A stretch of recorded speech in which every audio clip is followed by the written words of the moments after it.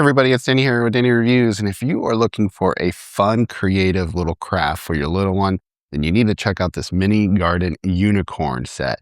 This here is going to give you everything included to have your little one start growing chia seeds in this little egg container and be able to fully decorate it however they want using their imagination. And you're going to get everything in this kit, from the dirt to the chia seeds. You're going to get stickers to decorate. You have some raised stickers and then some other stickers to decorate anything you would like around this. You also get your unicorn and rainbow to place inside, which is really cute and adorable.